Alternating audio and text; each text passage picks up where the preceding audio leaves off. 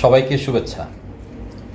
আপনারা সবাই জানেন যে আমাদের মাননীয় প্রধানমন্ত্রী জনাব তারেক রহমান রাজনৈতিক অনুষ্ঠানগুলো যেগুলো উনি করছেন, যেটা আমরা আগেও দেখেছি, সেটা হচ্ছে যে প্রধানমন্ত্রী হিসেবে হোক অথবা বাংলাদেশ জাতীয়তাবাদী দল বিএনপির চেয়ারম্যান হিসেবে হোক, উনি নির্বাচনের আগে এবং নির্বাচনের পরে যে সকল সমাবেশগুলো করতেন, সেখানে তিনি মঞ্চে উপবিষ্ট যারা নেতৃবৃন্দ থাকতেন তাদের তুলনায় জনগণের সাথে কানেক্ট হতে বেশি পছন্দ করতেন বা এখনও করেন।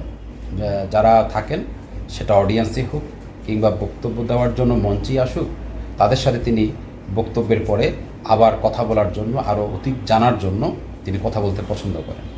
এবং আপনারা যারা আজকে 5ই আগস্টের পরে কিংবা বিগত 5 বছর কিংবা বিগত 10 বছর যাবৎ প্রধানমন্ত্রী তারেক রহমান কিংবা বিএনপির চেয়ারম্যান তারেক রহমানের এই গুণটি আপনারা লক্ষ্য করছেন, তাদের অবগতির জন্য বলছি, মাননীয় প্রধানমন্ত্রী জনাব তারেক রহমানের এই গুণটি অনেক আগে থেকে তার মধ্যে আছে। তার বড় প্রমাণ এবং সাক্ষী হচ্ছি আমি নিজে। আজ থেকে ঠিক 22 বছর আগে, অর্থাৎ 2004 সালে আমি ওনার এই গুণটি প্রত্যক্ষ করেছিলাম সরাসরি। কক্সবাজার স্টেডিয়ামে ছাত্রদলের প্রতিনিধি সম্মেলন ছিল। সেখানে ছাত্রদলের যারা সভাপতি এবং সাধারণ সম্পাদক ছিলেন বিভিন্ন ইউনিটের চট্টগ্রাম বিভাগের মধ্যে, তাদেরকে নিয়ে একটা সম্মেলন হয়েছিল। সেখানে তিনি উদ্বোধক ছিলেন এবং আমার সৌভাগ্য হয়েছিল তৎকালীন চাঁদপুর 2 সংসদীয় আসন এবং চাঁদপুর 3 সংসদীয় আসন, এই 2 সংসদীয় আসনের পক্ষ থেকে আমার ইউনিটের ছাত্রদলের সভাপতি হিসাবে আমি সেখানে বক্তব্য রেখেছিলাম। আমার বক্তব্যের পরেও ঠিক আমি যখন মঞ্চ থেকে নেমে যাই এবং অনেক দূর হেঁটে আমি যেখানে বসেছিলাম আমার সংসদীয় আসনের নেতাকর্মীদের সাথে, সেখান থেকে তিনি আবার নাম ধরে আমাকে মঞ্চে ডেকে নিয়ে যান। এবং আজকে আপনারা যেভাবে দেখছেন যে একটা মানুষ যে বক্তব্য রাখছেন, সেই বক্তব্যকে আরও গভীরভাবে বোঝার জন্য বা উনি যেই জনসমষ্টি বা যে অঞ্চলকে উনি প্রতিনিধিত্ব করেন বা করলেন, তাদের সম্পর্কে আরও অধিক জানার জন্য তিনি প্রশ্ন করেন এবং জানেন, বোঝার চেষ্টা করেন এবং তিনি কিন্তু নোট নেন। এবং সে 2004 সালে তার সামনে একটা ল্যাপটপ ছিল এবং পরে আমি শুনেছি আমার ভাইদের কাছে, বন্ধুদের কাছে, যে আমার বক্তব্যটা পুরোটাই তিনি নোট নিয়েছেন। এবং পরে যখন উনি আমাকে ডেকে আনলেন এবং আমার সাথে কথা বললেন, আমার বক্তব্যগুলো উনি কথাবার্তা বললেন এবং নোট নিলেন। এই কাজগুলো উনি ঠিক আজকে না, এটা ওনার অভ্যাসের মধ্যে এবং ওনার ব্যক্তিত্বের মধ্যে আছে এই বিষয়টা।